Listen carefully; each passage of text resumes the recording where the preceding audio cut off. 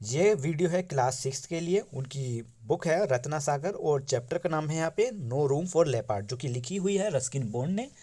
और जैसे कि इस चैप्टर की स्टार्टिंग में इसमें थोड़ा सा इंस्ट्रक्शन दे रखा है, जिसमें बताते हैं कि रस्किन बॉन्ड जो है उन्होंने यहाँ पे नेचर को बहुत ही अच्छे से दर्शाया है इस स्टोरी में।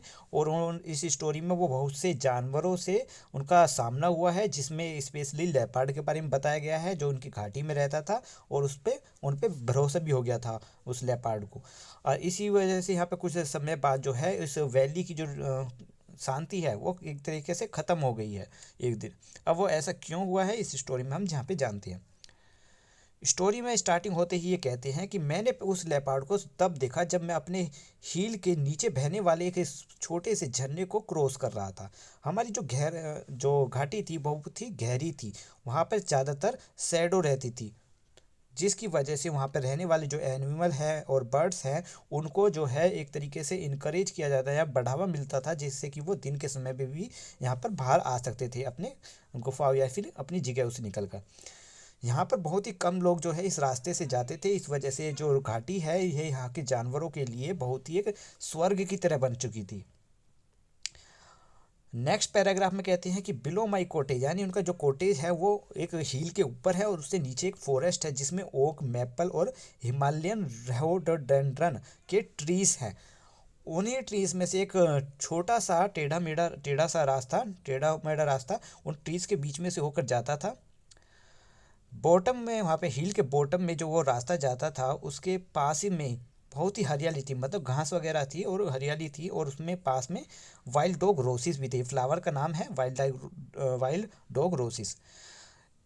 वहाँ पे जो झरना बहता था उसके किनारों पर छोटे छोटे स्मूथ स्मूथ पत्थर थे जिनको हम पेबल्स बोलते हैं, वो पत्थर भी थे जिनको छूता हुआ वो झरना जाता था।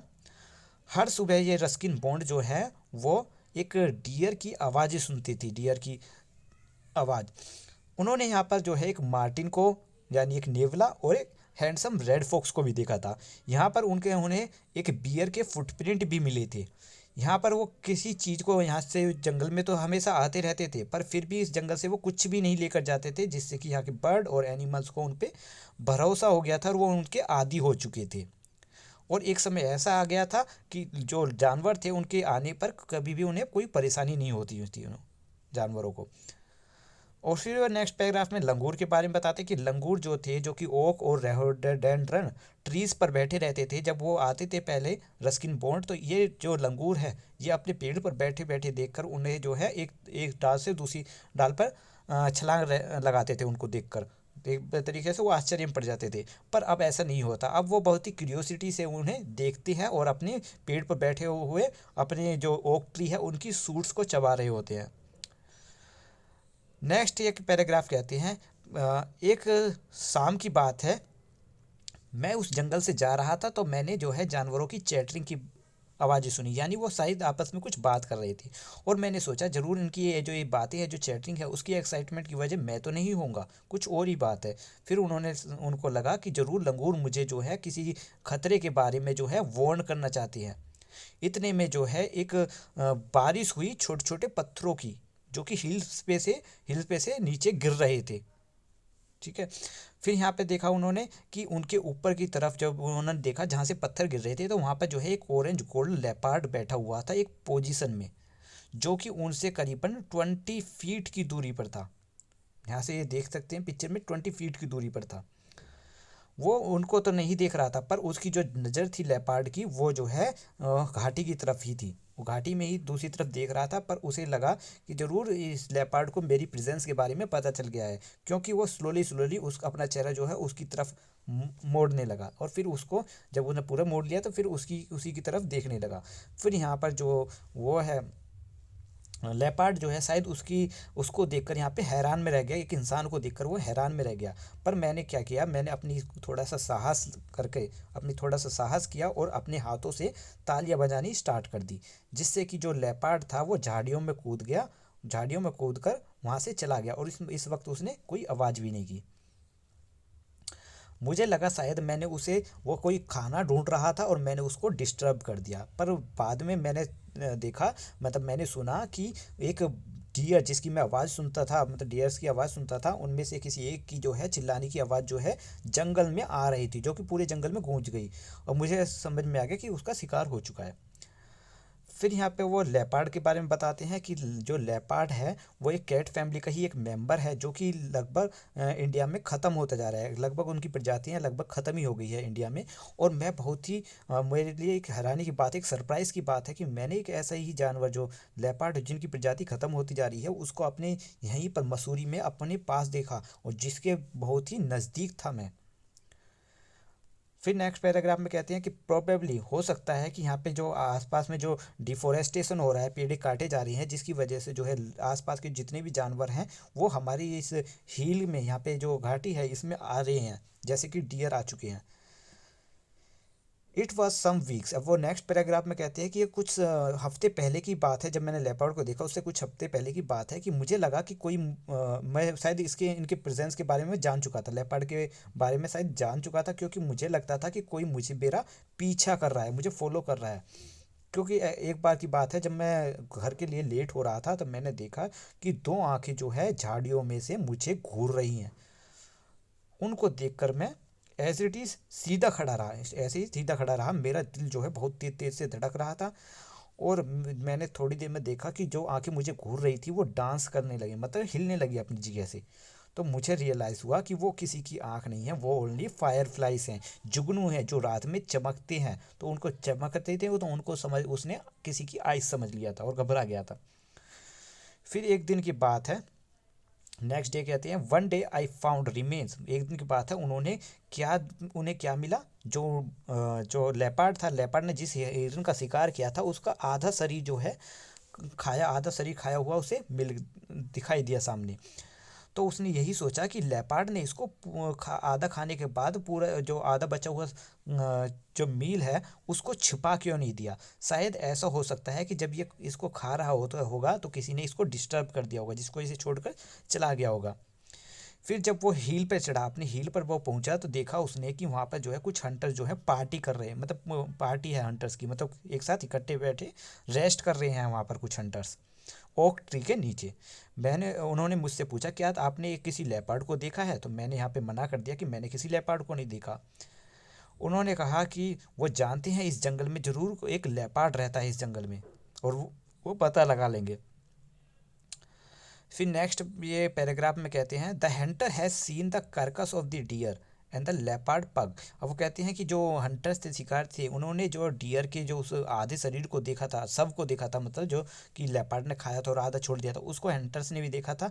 और जो लेपर्ड था उसके जो पैरों के निशान, मार्क्स जो थे, पंजों के, ये सब चीज़ उन्होंने वहाँ पर देखे थे, तो इसलिए वो यहाँ पे जंगल में आते रहते थे उसको ढूंढने के लिए। फिर ऑलमोस्ट इवनिंग, यहाँ पे कहते हैं वो कि जो ऑथर है वो कहते हैं कि मैंने जो है हर शाम, मतलब करीबन कई शाम तक जो है जो गन्स थी उनकी, हंटर्स की, उनकी आवाज़ें भी सुनी उनको चलाने के लिए। ऐसा लगता था उनको देखकर कि जैसे कि वो हमेशा जो है फायरिंग के लिए तैयार रहते हैं। उन्होंने कहा कि यहाँ पे एक लेपर्ड रहता है, ये लेपर्ड रहता है, पर तुम अपने साथ गन क्यों नहीं रखते, मुझसे ये पूछा। तो मैंने यही जवाब दिया, जो रस्किन बॉन्ड कह रहे हैं कि मैंने यही जवाब किया कि मेरे पास कोई गन नहीं है और मैं रखना भी नहीं चाहता, क्योंकि यहाँ पर कुछ बर्ड्स ही हैं, या तो यहाँ पे कुछ बर्ड्स हैं और ये कुछ लंगूर हैं जो अब शायद वो भी यहाँ से जा चुकी है। और फिर मैंने जो है उन जो हंटर्स थे उनके बारे में कुछ ज़्यादा नहीं सोचा, उनके बारे में कुछ ध्यान नहीं दिया, और उनका कोशिश किया कि उन्हें अवॉइड किया जा सके जितना हो सके। एक दिन की बात है, अब वो नेक्स्ट पैराग्राफ में कहते हैं कि एक दिन की बात है, मैं जो है उस झरने को पार कर कर उस झरने को पार कर कर एक परी तिब्बा एक हिल था, उस पर चढ़ने लगा, वो पहाड़ पर पर्वत पर चढ़ने लगा। और वहाँ पे चढ़ने के बाद वहाँ देखा उसने जो कि बीक, और मतलब कि वहाँ पे जो है अननेसेसरी जो चीज़ें थी वो थी वहाँ पे कोई रहता भी नहीं था। यहाँ पर चढ़ना बहुत ही कठिन काम था उसके लिए, क्योंकि यहाँ पर जो रास्ता था वहाँ पे मतलब कोई रास्ता नहीं था उस पर चढ़ने का। तो वहाँ पर जो है उसको चढ़ना पड़ा, रॉक्स, पत्थर और रूट्स, पेड़ों की जो जड़ी हैं उसमें से निकल रही थी, उनको पकड़ पकड़ कर उसे चढ़ना पड़ा। तो वहाँ पर जब वो गया तो उसने वहाँ पर क्या देखा कि वहाँ पर जो है खंडर ही खंडर है, जो कि शायद पहले किसी के रहने के घर हुआ करते थे और वो अब खंडर बन चुके हैं। वहाँ पर उन्होंने कुछ जो खंडर के कुछ अवशेषों को भी देखा, ठीक है, जिन पर जो है मतलब खंडर के जो टूटे हुए खंडर थे, उनके जो अवशेष पड़े थे उनको देखा। वहाँ पर जो है वीड्स यानी अननेसेसरी जो प्लांट्स होते हैं उन्हें हम वीड्स कहते हैं, वो उन पर उगे हुए थे। ये भी प्लांट्स के ही नाम दिए हुए हैं। तो ये चीज़ उन पर उगे हुए थे, ढके हुए थे उन चीज़ों को। फिर वो आगे गए तो उन्होंने देखा उस खंडर के जो मतलब उस जो खंडर था वो, उसमें उसकी जो छत थी, मतलब छत भी नहीं थी उसकी, जो खंडर था उसकी छत भी नहीं थी। तो उसने देखा कि वो जो है एक तरीके से सन्नाटे में जो है खड़ा हुआ है, मतलब वहाँ बिल्कुल सन्नाटा था, वहाँ पर कोई और भी नहीं था।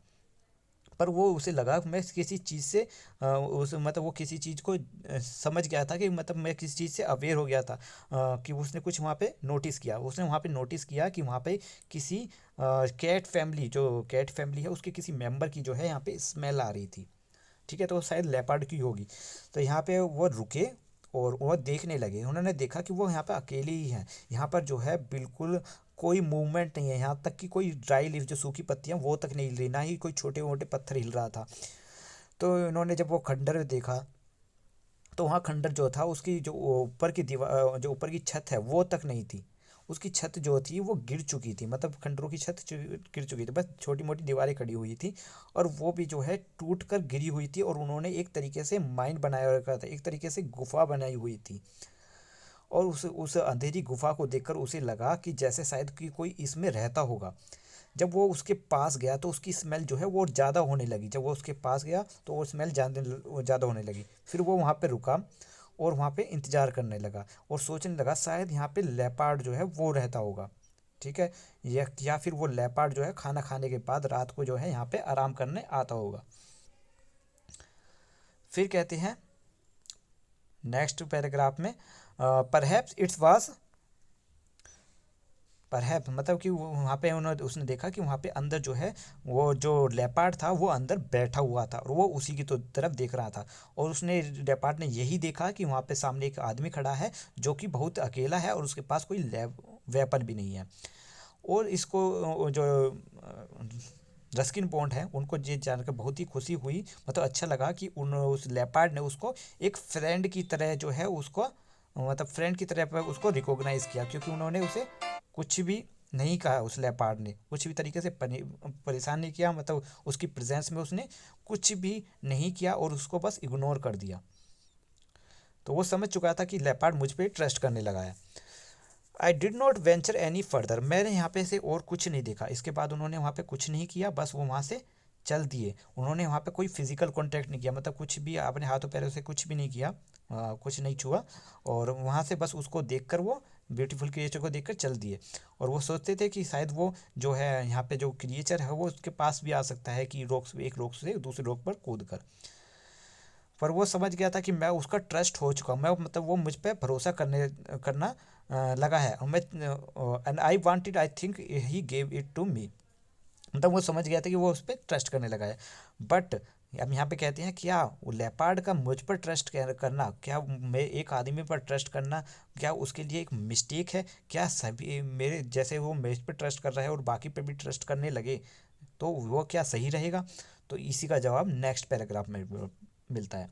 नेक्स्ट पैराग्राफ में कहते हैं बिकॉज नेक्स्ट डे, अगले दिन क्या हुआ, जब वो उस स्ट्रीम को पार करके जा रहे थे, उस झरने को पार करके जा रहे थे, तो वहाँ पे उन्हें एक साउटिंग, चिल्लाने की, मतलब शोर शराबे की आवाज़ सुनाई दी। ड्रम्स जो है बीट किए जा रहे थे, ड्रम्स बजाए जा रहे थे। यहाँ पे हंटर्स जो थे वो चिल्ला रहे थे, खुशी से मुझ चिल्ला रहे थे।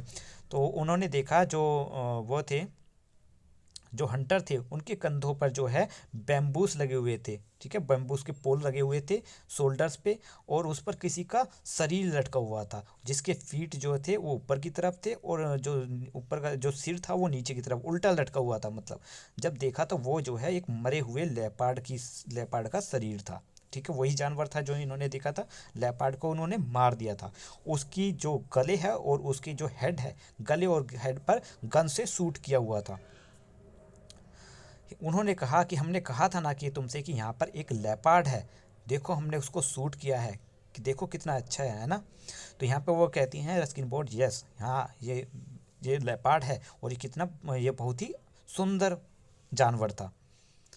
फिर वो जो है अपने घर की तरफ चल देते हैं, बहुत ही अपने निराश होकर अपने घर की तरफ चल देते हैं और देखते हैं कि फॉरेस्ट जो था, वो जंगल था, बहुत ही शांत है, बहुत ही सन्नाटा था वहाँ पे। ऐसा लग रहा था जाके जैसे कि यहाँ पे जो बर्ड और एनिमल है उनका ट्रस्ट जो है अब जो है ख़त्म हो चुका है, मतलब ट्रस्ट जो है उनका जो भरोसा है वो टूट चुका है।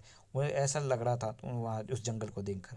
फिर उन्होंने अपने एक जो एक D.H. लॉरेंस हैं उनकी एक पोयम की लाइन याद आई।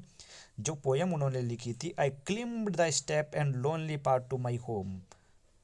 मतलब वो अपने घर की तरफ जा रहे थे छोटे से रास्ते से। This word echo in my mind, यही वर्ड जो है उनके बार बार इनके दिमाग में गूंज रहे थे।